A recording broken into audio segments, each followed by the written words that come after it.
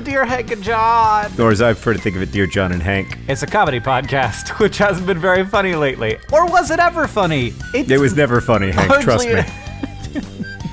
In which we answer your questions, give you dubious advice, and bring you all the week's news from both Mars and AFC Wimbledon. John, hey. Hi. You know what's happening in my life right now? I got to tell you I thought you usually ask how I was doing, and I have a whole bit prepared. Okay, well, you go first then. How you doing? I'm doing well. I don't know if you've ever seen the movie Rushmore, Hank. It's a great movie. God.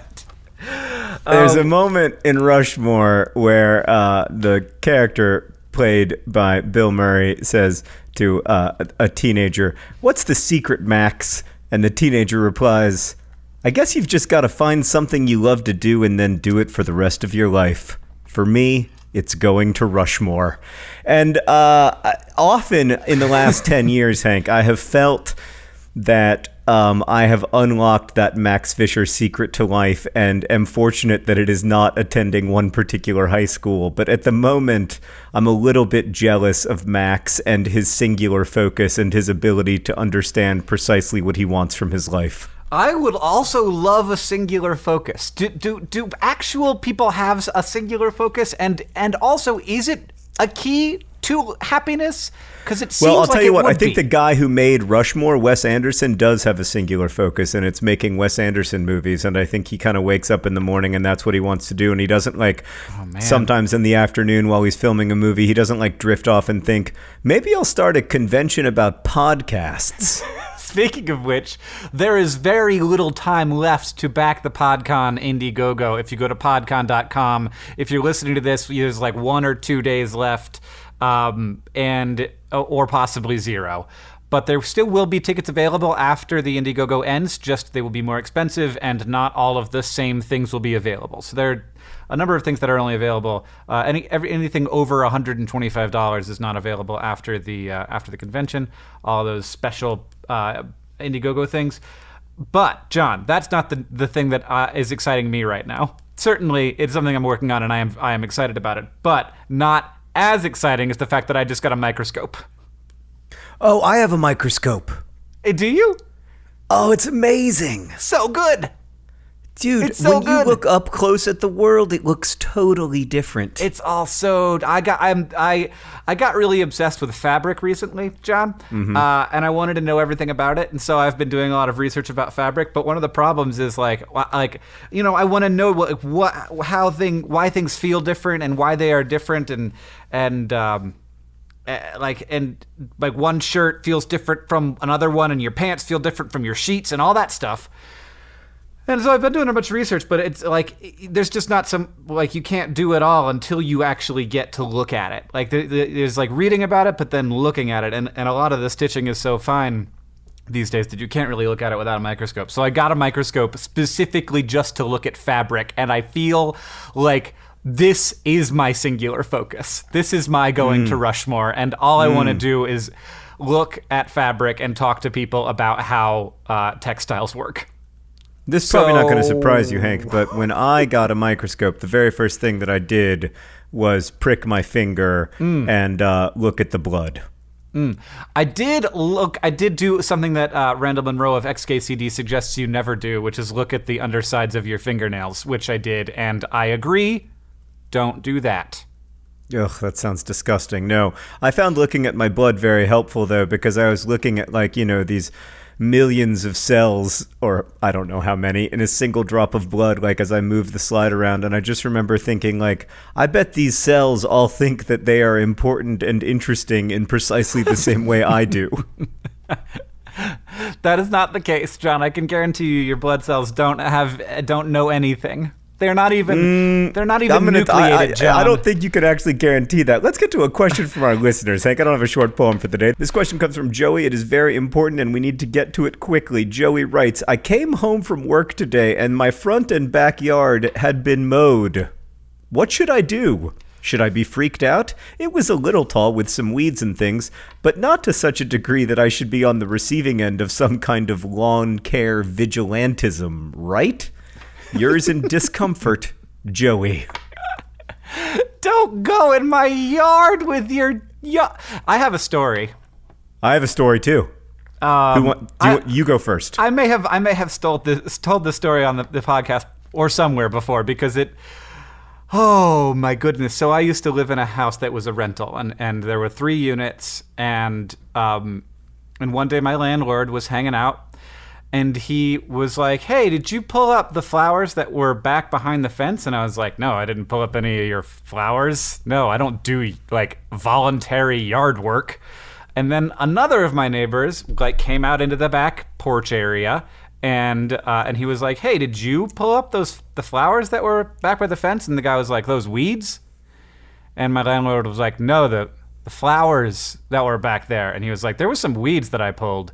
And my landlord was like, "Well, they were wildflowers from seeds that were thrown at my wedding." Because he had previously lived in this house before he started renting it out. And the guy was like, "I don't know what you're talking about, but I pulled up some weeds. Yeah." And the landlord was like, "Well, they were flowers, and you know, we'll do the yard maintenance. Like, that's on me, the landlord, not on you, the tenant." And the guy was like, "Well, now you're just making me feel bad." Well, I mean, I don't know. It sounds to me like that was two awkward people. Here's my story. When I first moved to Indianapolis, I was so excited to have a lawn. We'd been living in New York. I'd been telling Sarah for months that when we moved to Indianapolis, I was going to buy a lawnmower and be a person who mows their lawn every Saturday, and it was going to make me so happy. And at the end of mowing my lawn, I was going to drink, I don't know, Miller High Life or whatever it is that proper normal Americans in the middle of the country drink, and I was just going to buy all in on being a lawn guy. And we lived there for about 6 weeks, and I was mowing the lawn one day, and I mean, it's just hell. It's just as close to hell as I've ever come. To mow a lawn and then to have the grass grow again, and then you just think, man, I haven't walked on that lawn since the last time I mowed it, and now I'm gonna have to walk on it again only to mow it all summer long. So anyway, I'm mowing the lawn. There's like this ditch between my yard and my neighbor's yard, and my neighbor only mows up to his end of the ditch, even though he has a riding lawnmower, and I'm like have this like, you know, this push thing that's battery powered because it's better for the environment or whatever, but it's just not even very good lawnmower. And the guy comes up to me, my next door neighbor comes up to me, he puts his arm around me. I turn off the stupid lawnmower, puts his arm around me, and he says, "You know, when the Kaufmans lived here, this was the best lawn in the neighborhood." Oh! And you know what I said to him, Hank? Something I'm sure very nice. I said, "Listen, buddy, unless you want to be Joey's neighbor doing some lawn care vigilantism, back the F off. The Kaufmans don't live here anymore. You got the Green family. There's some things we're good at. Art. Writing for teenagers. Choosing interior paint colors. And then there's some things that we're not good at, like mowing the lawn." Oh, I was so mad. And I mean, here's the thing, Joey. Ultimately, I think you should be grateful. And then the other thing I think you should do is definitely do not mow your lawn for a couple weeks, because it's possible that this lawn care thing will be a regular occurrence. Like maybe somebody really loves mowing their lawn, and they love it so much that when they're done mowing their lawn, they look over and they think, you know, Joey's lawn could use a mowing, and then they just go over there and do it, and then they drink their Miller High Life, and they're so happy. So why would you make them unhappy by telling them that they can't mow your lawn anymore? I have a backdoor neighbor who snow blows off my car. So when like a bunch of snow falls, he has a snow blower, like a leaf blower, basically. And he's doing his car, and then he goes and does my car. And I've never told him to do it. I've never asked him to do it. But I have thanked him for doing it. And it just happens, and I think he just likes it. He also he is in fact a lawn care professional, that guy, and he has a billboard. Wow. And I see him on the billboard, and then I see him in my backyard, and I'm like, there he is, that guy. I forgot his name. I mean, the I other remember his Joey dog's possibility, name, Hank, but I guess, only remember is people's that dogs' names, never their actual name, just the dogs. a professional lawn care service has begun mowing Joey's yard, and in a couple weeks, Joey is just going to get an invoice. And in that situation, Joey, I would recommend that you pay that invoice and continue to enjoy lawn care from a professional. It's nice that you didn't have to set it up. It just sort of automatically happened. Though if you don't want to pay for lawn care, you don't have to just because someone has mowed your lawn without you asking. My goodness. This question is from Sarah, who asks, sometimes I find myself in a position of having to share a, quote, fun fact about myself. Oh, yeah. I find the prospect of sharing a single fun fact about myself to be somewhat intimidating, since it's often the first impression I make to a group of people. Is it better to attempt to use my fun fact to come across as funny and interesting, or should I try to make the fun fact as forgettable as possible so that I get an opportunity to make a first impression later on? Tell us a fun fact about yourselves, Sarah. I mean, I hate that question so much. Not Sarah's question, but tell me a fun fact about you. Right, I hate being asked to tell a fun fact about myself. Yeah, John, you know what? I'm actually really good at the fun fact roundtable. What is Hank? Tell me a fun fact about yourself. I invented 2D glasses, and in 1998, I was voted Winter Park High School's best dancer. I mean, that's true. It's not the world's fault that most of us didn't invent 2D glasses and most of us were not named best dancer at Winter Park High School in 1998. I mean, Hank has a huge advantage in this topic because he is the subject of so many incredibly fun facts. That's nice of you to say. That makes me feel all warm. I actually, just to be clear, I'm not totally sure that's a compliment.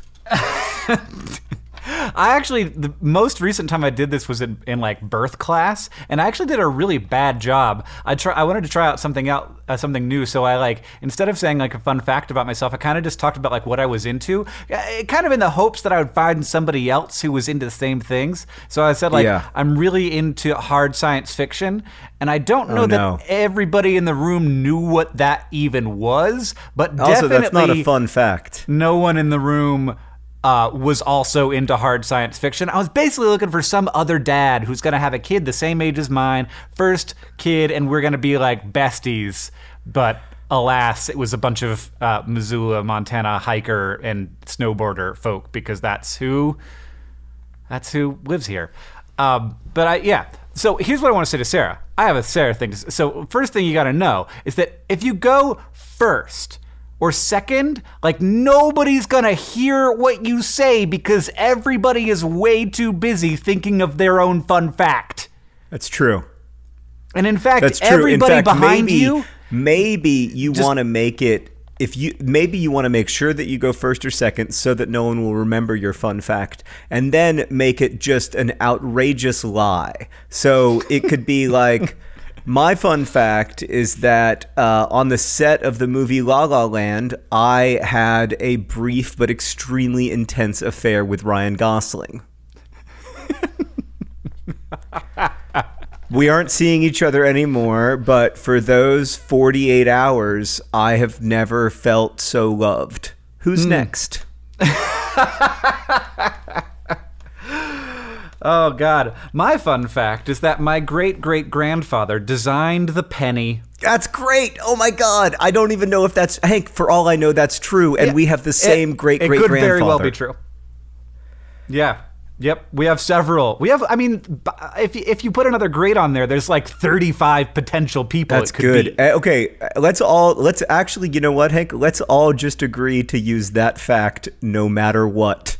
So that way you'll know if you're ever in a fun fact situation, you'll know if you meet another listener of Dear Hank and John, they'll be like, my fun fact is that my great-great-grandfather designed the penny. And then you'll be like, you listen to Dear Hank and John. And then they'll be like, oh, no. My great-great-grandfather designed the penny. I don't know what you're talking about.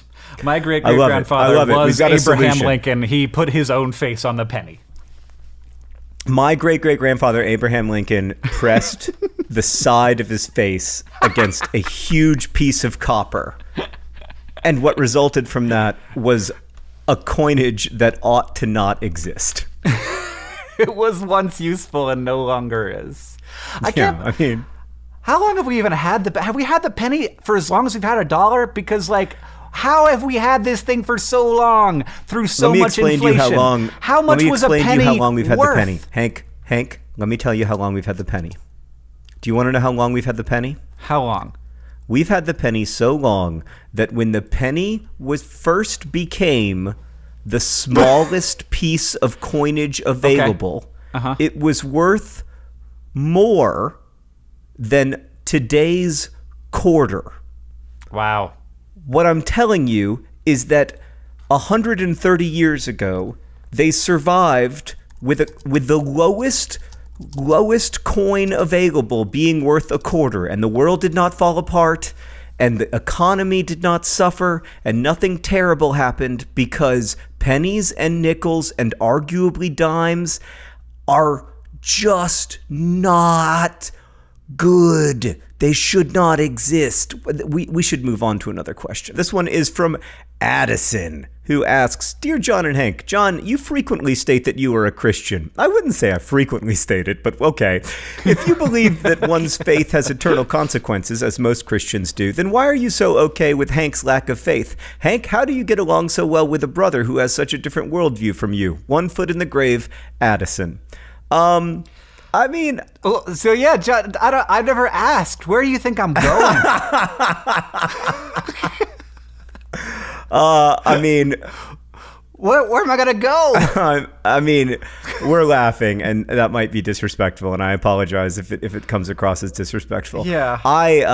So I'm not totally sure I agree with the assessment that most Christians believe that one's faith has eternal consequences, partly because the Catholic Church has been pretty, what's the technical term for it? I think wishy-washy on the subject of whether only Catholics go to heaven. And I think at this point, after Vatican II, it's pretty clear that the Catholic Church does not hold that only Catholics go to heaven. As for me personally, like I often say that I think the question of whether God, like quote unquote, really exists is one of the least interesting questions in religion to me, and also like one of the least interesting questions in my own personal faith.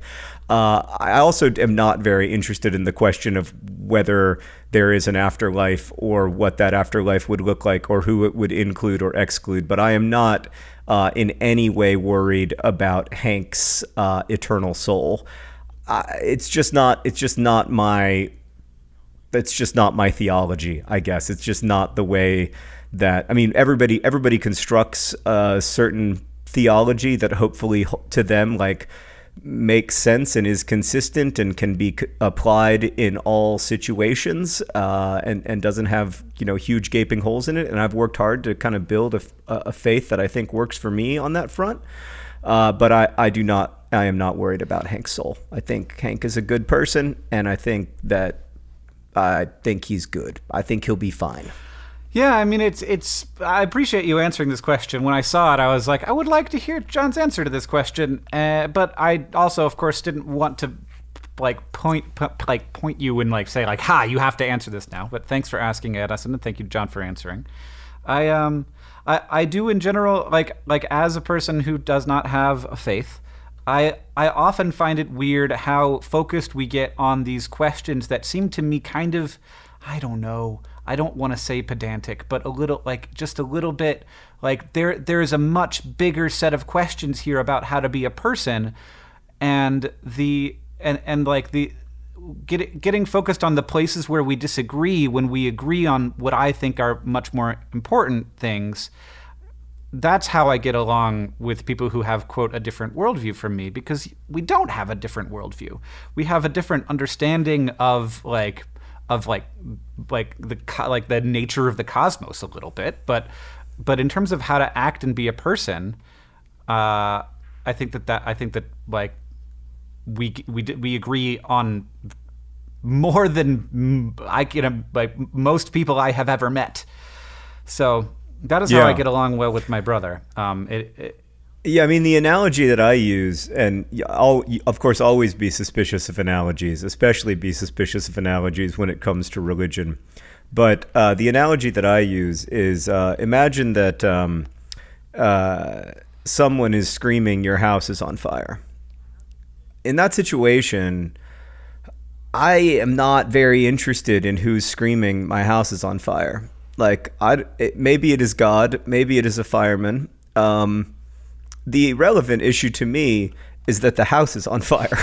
And, my religious faith basically comes from a belief that that I have been informed by God through Holy Scriptures that the house is on fire, and I am trying my best to respond to that, what I would call like revelation, but I also understand that lots of people wouldn't call that a revelation. And if they're interested in responding to the house being on fire situation, I welcome their input and assistance. You know, like I don't think we should sit here and have a like how many angels can we fit on the head of a pin conversation. I think we should have a conversation that begins like, hey, what are we going to do about the fact that the house is on fire? Yeah, and yeah, in the specific situation of the afterlife, I don't tend to be affected too much by what people think is going to happen to my me, whatever I am after I die, because of course, in my worldview, nothing will happen for a long, long time, just like nothing happened for a long, long time before I existed. And it's just as sad that I wasn't around for all those billions of years that I won't be around for the next billions. But so that's a bummer. I don't think it's all sad though. I mean, I mean, I agree with you. I totally agree with you. But like, I feel like I've gotten to see so many amazing things happen in the short little blink that I've been alive. It's sad to me that I'm gonna miss so many amazing things that are gonna happen in the future and that happened in the past, and also that are happening right now and that I'll never know about because I don't speak the right language, or I don't live in the right place, or I don't know about I don't have the same cultural background to allow me to enjoy it in the same way. There's just like, we miss out on everything. That is like the definition of being a human, is missing out on stuff. But you know, there's the side effect of appreciating the things that I'm really into, whether it's microscoping my pants or hanging out with my brother, is that I feel like I will be missing out on things after I am gone. So I want to read you this quote by Toni Morrison, and I agree with you. You know, at the end of his life, Maurice Sendak, the author of Where the Wild Things Are, said in an interview, "I have fallen in love with the world." And I think that there is something really magical about falling in love with the world, because you miss this or you miss that and you miss almost everything, but you don't miss everything if you can fall in love with the world. But this quote from Toni Morrison is something that I think about a lot in that context, Hank. It's she wrote, "At some point in life, the world's beauty becomes enough. You don't need to photograph, paint, or even remember it. It is enough." And speaking of that, John, I have a question. It comes from John, who asks, "Dear Hank and John, how does one get into the ice cream truck business?" That is right on topic. Because the ice cream business is also a way of falling in love with the world. I mean, maybe. So the first thing, of course, that you have to do is you've got to acquire an ice cream truck and a lot of ice cream. Now, like, you also I don't think you even need an ice cream truck, John. You just need a cooler strapped to your bike, but you do need ice cream. And you need ice cream, and you need some way of keeping it extremely cold, because nobody's going to buy, you know, a Choco Taco that's half melted. Or all melted. I just nobody's going to buy ice cream that isn't ice. It's just like sweet milk. It's going to be hard to sell. Alice, my daughter, might buy that, actually. She'd be into it. It's like warm, sweet milk. Yeah, Hank, how much do you know about the ice cream business? Is this one of an area of expertise I'm going to be surprised to learn about? Well, I do want to say, so John also asked about a number of technical do you like work for someone else when you have an ice cream truck, or are they all independent? And it's a variety. There are some people who own a bunch of ice cream trucks that usually this starts by someone having one and then expanding their little empire and hiring people to run them. But most ice cream trucks are independent businesses. They are sometimes franchises. So you can get a franchise license for an existing ice cream truck business, and they'll help you figure out your business model. There are also places where you can just look up online to see like what's the business model of an ice cream truck and how does it work and how do you know if yours is going to be successful or not. For the most part, they are independent businesses, and it is not a way to make a killing. Like, you're not going to get wealthy as an ice cream truck person, but you might work for yourself and make enough to go and do it just fine. But you do need some startup capital, and that is the barrier in most business. Like, you need enough money to buy an ice cream truck and to get those speakers on the top that play the music, and to get a good ice cream supplier, which there's a number of ways to do that as well, to get inexpensive wholesale ice cream. But yeah, so you can. It's possible. It's a thing that people do and can do. I don't know if it's a thing that is a growth field, though. Does it feel a little bit like people don't trust ice cream trucks anymore? Maybe a little bit, but then I don't think people trust most of the major institutions. Like, I'm concerned about people not trusting ice cream trucks as much as they used to. I'm significantly more concerned about people not trusting democracy as much as they used to. Speaking of which, Hank, we got a question from Jethro, who writes, by the way, Hank, thank you for that really interesting introduction to the business of ice cream truck sales. That was not something that I thought we would ever get into around here. Dear John and Hank, you were both lucky enough to interview and in one case meet former President of the United States, Barack Obama. If you were given the opportunity to interview and meet the current president, would you take it, and what would you ask? Tinkety-tonk old fruit and down the Nazis, Jethro. P.S. Apparently this is how the Queen Mother used to sign off her correspondence. Oh, God. What do we need to do to become Nazis. British again? Brentrance. Hashtag Brentrance. Oh, well, they've got a similar set of issues to us, John, it turns out. I wouldn't say that similar. I wouldn't say that similar.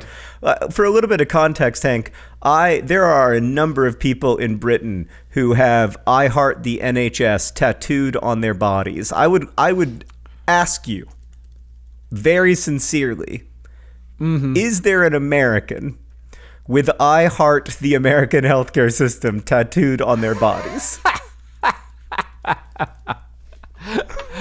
No, but I do feel like maybe that is a future like something that appeals to me a little bit, like getting my positions just tattooed on my body somewhere. Like, climate change is real. Just that.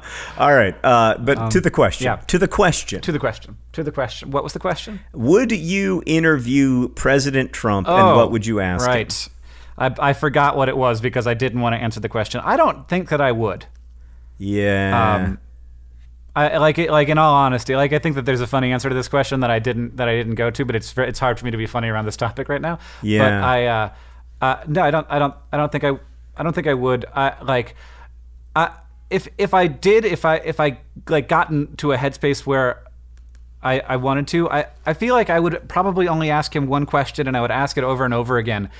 And I don't know what it would be, but it would just be a number of any of the things that he says all the time that is just patently untrue. Like over and over again, he has said it's very difficult for a Republican to win with the Electoral College in place. And I just want to know what he means by that, because it's not true. It is more difficult for Democrats to win because Republicans are overrepresented by the Electoral College. Like, rural areas are overrepresented by the Electoral College. And I'm not saying that rural areas shouldn't represent the their physical space that they are in and get some extra representation because of how states, like, this is the United States of America, but it's like, I'm not arguing against the Electoral College. I think that there's a place for that. We don't need to do that right now. I just want to know what he means, because what does he think he's saying? And whenever he says it, it's just like there's so many other things to argue about that are much bigger. Like, it's just over and over again. I just like want to be like, can we just get to the point where we're like, you're like, okay, yeah, no, I get it. I'm just saying stuff that's just, I'm making up. I'm just making stuff up because it sounds good. Well, so I actually think that that's part of a strategy to get you to ask questions like that instead of to engage on other topics. And so it would sort of be a win for him. Right. And probably like he would just like the strategy seems to be to be like, well, you know, like get a little bit flustered and be like, well, if you don't know what I mean, then right, like I'm not going to tell you. Right. And so, yeah, I mean, like I am legitimately curious about some things, but I think that you are right that it like I just don't think that it's productive because like there just isn't. Like, you don't, like, it was amazing. Like, I asked Barack Obama about his position on legalizing marijuana, like, and, like, the next day, his answer was news. It was like he said something that he hadn't previously said that was, like, insightful and was sort of a path forward and, like, an understanding of, like, the slow process that we have to go through in order for this to eventually happen. Mm-hmm. And I was like, what a, like news was made rather than just being like, well, we can't really, like, it doesn't really matter what this guy says because he says something different the next day. Yeah, that's one of the reasons I would choose not to interview the president. The biggest reason, honestly, is that it would stress me out and it would not be that fun. And I don't think that it would. So I would spend a lot of time worrying about it, but I don't think that it would move the needle in U.S. political discourse in any way. I don't think there's anything that I could say that would move the needle because we're all, to quote Robert Penn Warren, just bubbles on the tide of empire. And so why stress myself out for 3 weeks about something that won't matter? And when I had the chance to do it with President Obama, I kind of felt the same way. But I also felt like there were a couple of questions that I could ask that would be meaningful to me. And he responded, I thought, to both of them quite thoughtfully. Mm-hmm. Let's answer a couple more. Wait, Hank. What? Hank. What? I've just received an email. Oh, that's weird that you're looking at your email right now. It's from the American Quarter. Oh, from the quarter, from the unit of currency. Today's podcast is brought to you by our brand new sponsor, One American Quarter. The last coin that should exist other than maybe dollar coins. I completely think dollar coins should exist, and I appreciate this sponsorship, and I assume that they sent us 378 quarters, which is not a paltry sum, John. Yeah, it's not paltry. I wouldn't say it's poultry. It's definitely not a poultry sum. This podcast is also brought to you by Lawn Care Vigilantism. Lawn Care Vigilantism. Not technically, two words that are words. Definitely one of them. I think it's vigilantism. It doesn't matter. We read the sponsors however they come in, Hank. If they want to be lawn care vigilantism, that's fine. And of course, today's podcast is... It's true. I did not mean to judge lawn care vigilantism. Today's podcast vigilantism. is also brought to you by Hank Soul, which is just fine.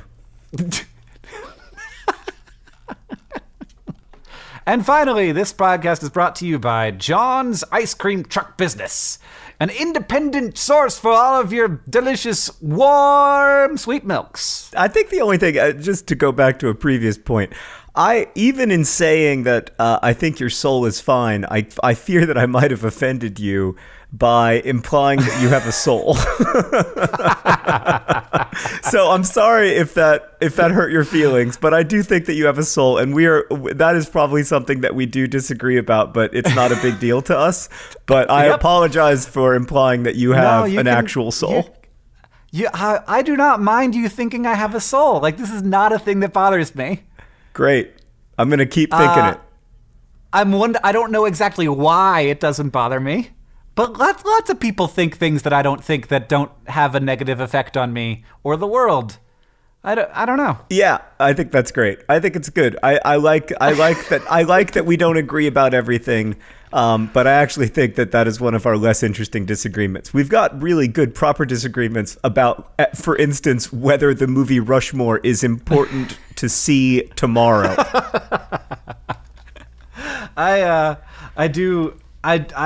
I will watch Rushmore, John. And in fact, I would like to watch it with you if that's ever possible. I think that would be fun. It'd be great. I would love to watch it with you, but it's going to be a little annoying because I mouth every line of dialogue as it happens.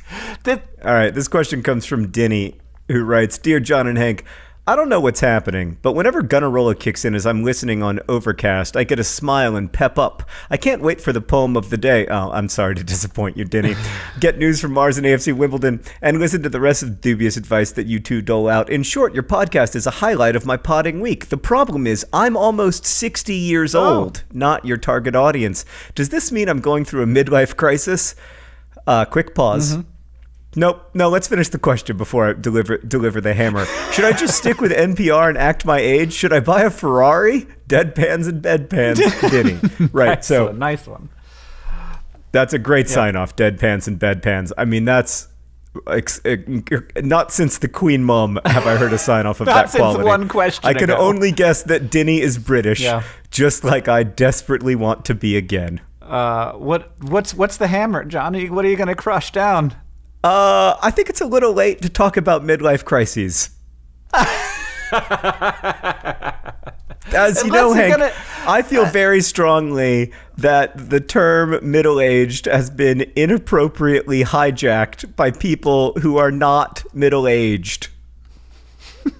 I am middle-aged because if you double my age, it is an acceptable, if not ideal, lifespan. I will continue to be middle-aged until I'm about 47, at which point I will become, and this is a phrase I have just made up, I hope that it catches on, young old. Yeah. It's like young adult, but young old person. Right. Instead of being a young adult, which I was when I was 17, when I'm 50 to 68, I will be young old. Then from 68 to 80, I'll be old. And then from 80 to hopefully 136, you'll be dead. And then after 136, you will also be dead. No, after that, they're going to use the cryogenic technology to bring me back, and I'm going to be better than ever. Well, I do want to say to Dinny, some people have lived to be 120 years old, by which I mean one person ever has lived to be 120 years old. Actually, you know what? Maybe that's a good point, Hank. Maybe you are Dinny is middle-aged. I take it back. Dinny, good news. You're middle-aged. Don't buy a Ferrari. It's just not a good use of your resources. I mean, quick pause to note that if you can afford to buy a Ferrari, you can probably afford to head over to patreon.com/DearHankandJohn and throw this podcast some dimes. You want to have your midlife crisis on Patreon, really? Like that's I mean, if you're gonna spend a Ferrari level money on something, we can get you some amazing perks. You can get access to This Week in Ryan's. That's it. I mean, for a Ferrari, I will make you your own podcast. Hank, I desperately want you to own a Ferrari, and I want you to own a Ferrari that you are not allowed to sell. Oh, well, that is the first thing I would do with a Ferrari. And that you are not allowed to transfer to any other human being. And also, as a condition of you owning this Ferrari, I might buy it for you. As a condition of you owning this Ferrari, it would be the only car you would be allowed to drive around the streets of Missoula, Montana. No. God, that makes me feel so awkward. Oh, my God. Oh, God. I have such a hang-up about this stuff, John. Like... me too. The like imagining myself in an expensive car, like, it makes me realize that when I look at people who drive cars like that, like when I'm in Beverly Hills and I see like Aston Martins driving around, like I look inside those cars and I'm like, I don't judge people super harshly all the time, but right now you are dirt to me. Like this is a disgusting choice. I just believe that. Like I have a very hard time imagining people spending $250,000 on a car for any other reason than like being really hung up on this, like these weird ideas of wealth and also wanting to just throw it out there at other people. And what could possibly, like, and how disconnected do you have to be from reality to spend that, to just evaporate that, all of that power that you have? A couple things, Hank. This thing that serves you in no way commensurate with its cost. Okay, couple things. First off, please stop alienating our most likely big dollar sponsors. Jesus. Get your head out of your behind. We need those people. We need them when it comes Project for Awesome time. We need them when it comes time to sponsor a new series of Crash Course. Hank. Yeah. Hank, the weird rich people are the people we depend upon the most. I believe Secondly, weird rich whenever I see one of those cars, future.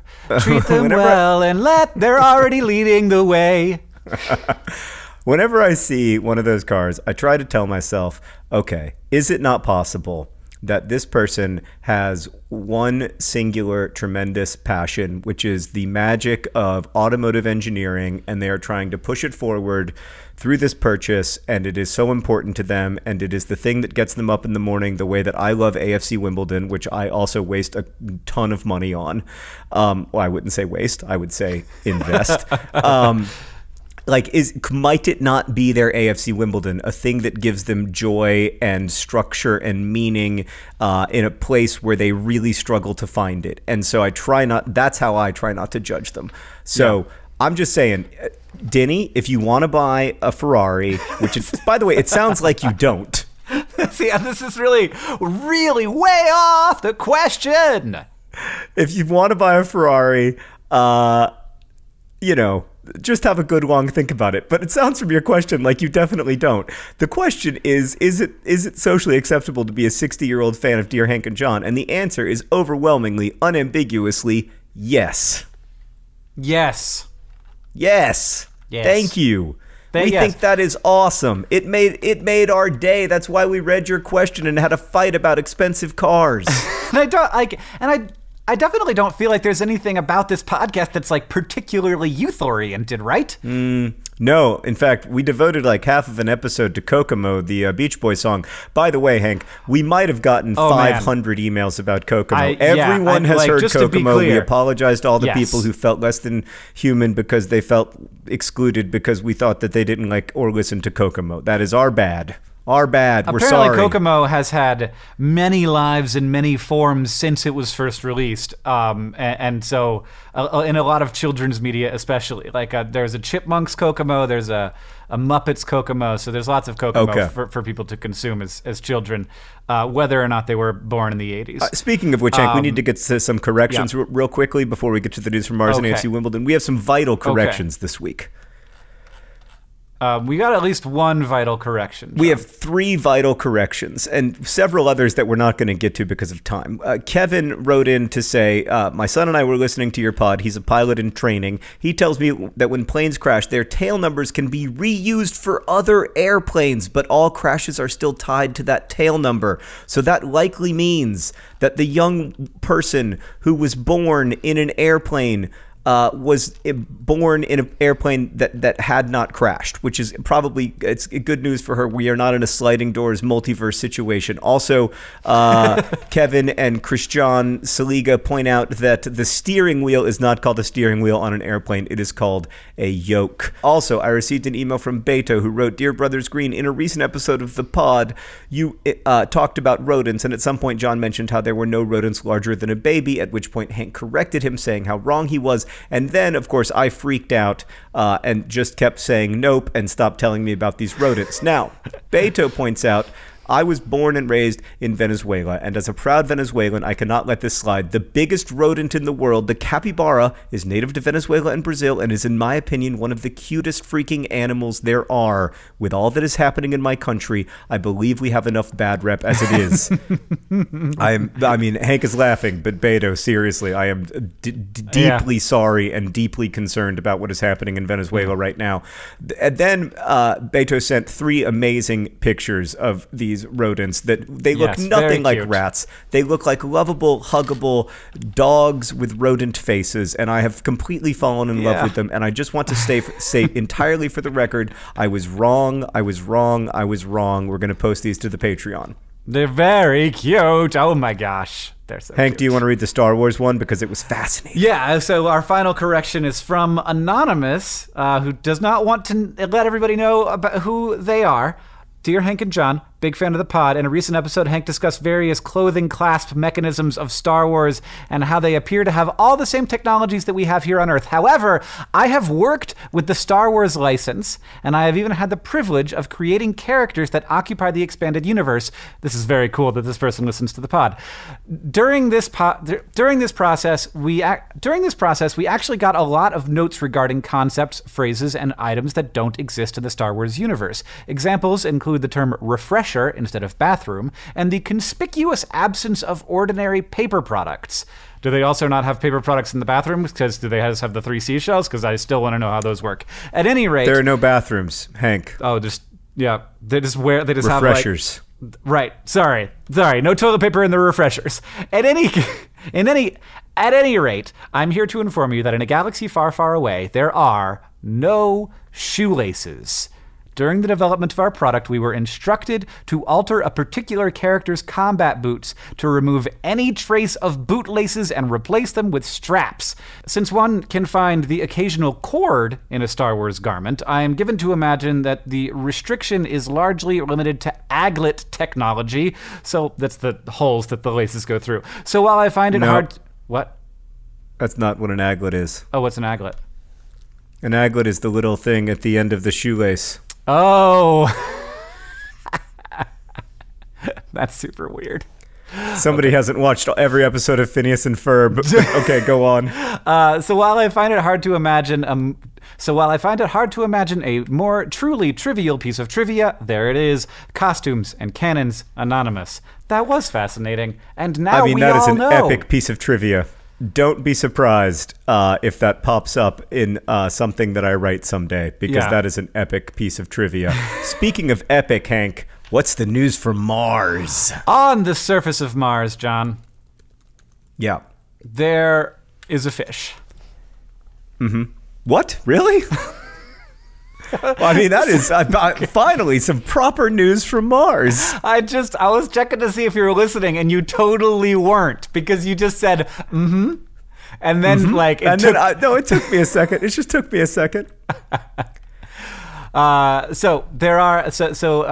a paper that just came out about what they are calling halos.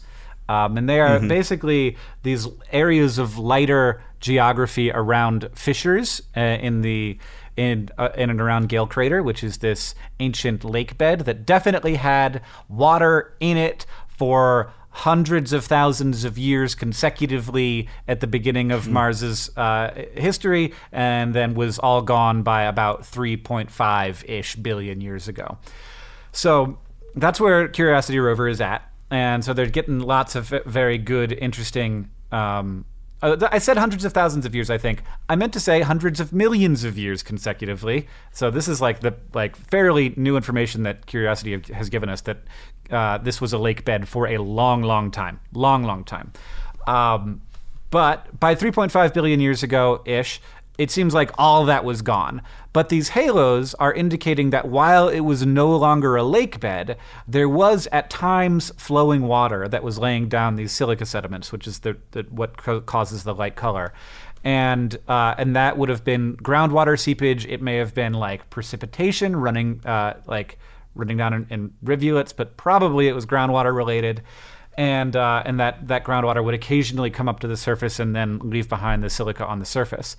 And that was happening for much longer. Now, they haven't made any super statements about how much longer, but we're talking a significant extension of Mars's sort of habitable period where there would have been liquid water either on the surface or very near the surface that biology could have continued existing in.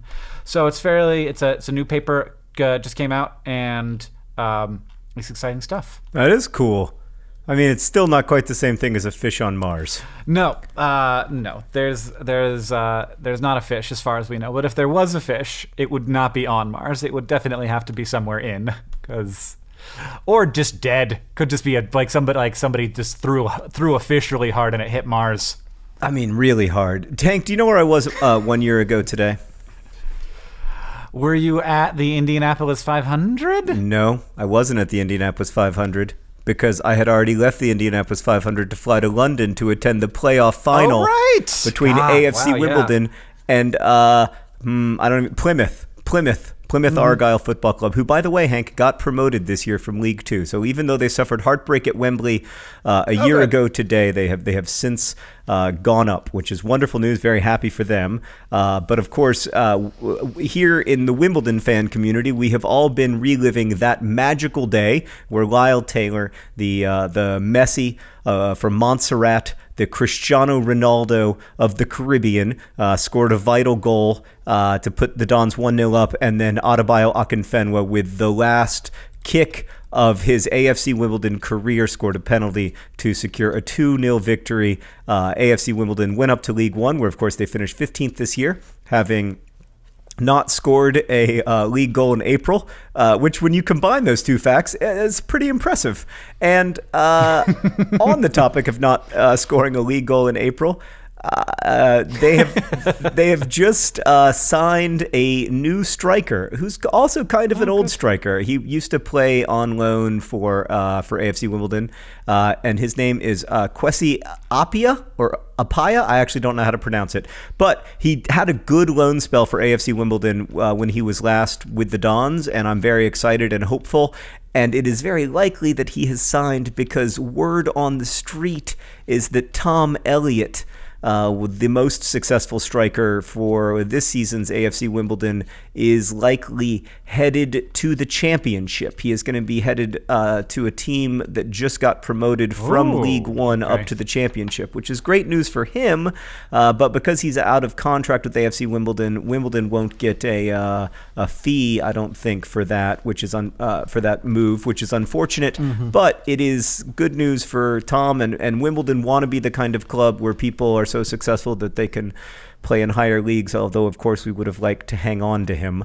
So that's the update. It's been a wonderful, amazing year for AFC Wimbledon, and hopefully with this new signing, it will be one more step toward an even better season next year, although frankly any staying up would be a victory next year. So Well, that is exciting. Did you hear that there were some game worn clothes from that final thing being sold on AFC Bay? Do you know about AFC Bay? No. Oh. What is AFC Bay? Is that like an eBay site that they do?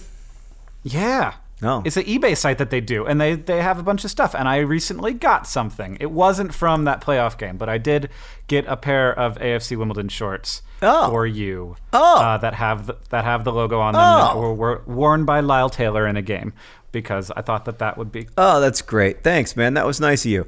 I'm excited very excited to frame those shorts. Yeah, it's pretty cool that we got that DFTBA going on them, and then we get to actually. I'm excited to actually see them. I haven't seen them in real life. So no, they're pretty great in real life. I can't wait to take you over to England for a game. I know it's harder now that you've got the kid and everything, but yeah. John, I want to thank a couple people. I want to thank Roxana for getting the $25 remote attendance perk for PodCon, and I want to thank Brett for getting the $90 actual attendance in Seattle perk. And also I want to thank Parker for getting the $150 level, which includes a swag bag and also a magical thumb drive that has a bunch of things that the founders of PodCon are creating, and also a collection of some of our very favorite podcasts that have ever existed. So thanks to those folks. If you want to support PodCon in the final days before we end it on Tuesday. So this goes up on Monday. So Tuesday, after this goes up, that Indiegogo will be ending, and then podcon.com will become a website where you can get slightly more expensive and more limited tickets until we actually have a PodCon, which will happen December 9th and 10th in Seattle. And I'm looking forward to live Dear Hank and Johnning from there, and also doing a bunch of other weird, interesting, fun, and cool things. Hey, John. Yeah. What did we learn today? Well, we learned that Hank knows a surprising amount, or pretended to anyway, about how to build an ice cream truck business. I'm always obsessed with. I really want to make like a ice cream trucks, but it's donuts. So I've thought about it a little bit. That's a good idea. Because here in Montana, there's not a lot of call for ice cream all year round. Right. We also learned that the penny was designed by Abraham Lincoln, just smushing his face into a giant metal plate. Oh yeah, that is, I believe, now a historical fact. That's how facts happen now, Hank. You just repeat them over and over again, and then they become fact. And of course, we learned that if somebody is mowing your lawn, just roll with it, man. And finally, we learned that if you are 60 years old, there is a very small chance that you will reach the age of 120 and you will, at 60, be middle-aged, which is pretty remarkable that has ever happened to be clear, only one person ever. Yeah, but I believe that it's going to start happening all the time. We're on the very brink of curing aging if Silicon Valley weirdo billionaires are to be believed. We also learned that aglet has nothing to do with the holes in shoes. It's the thing that wraps it up. And when I Googled it, Phineas and Ferb was the second thing after Wikipedia that comes up. Well, they've got a whole song about it, Hank. And after you listen, you will never forget what an aglet is. Thanks, everybody, for listening to our podcast. You can find us on Twitter at Hank Green and John Green. And you can email us your questions at hankandjohn@gmail.com. We always welcome your questions and are very grateful for them. We apologize to all the ones we didn't get to. Also, if you can't get enough, dear Hank and John, we have a new supplemental podcast called This Week in Ryans, where every week we talk about a different Ryan. You can find out more about that at patreon.com/Dear Hank and John. This podcast is produced by Rosiana Hulse Rojas and Sheridan Gibson. It's edited by Nicholas Jenkins. Our social media person is Victoria Bongiorno, who also helps out with the Patreon at patreon.com/Dear Hank and John. The music that you hear now and at the beginning of the podcast is by the great Gunnarolla. And as they say in our hometown, don't forget to be awesome.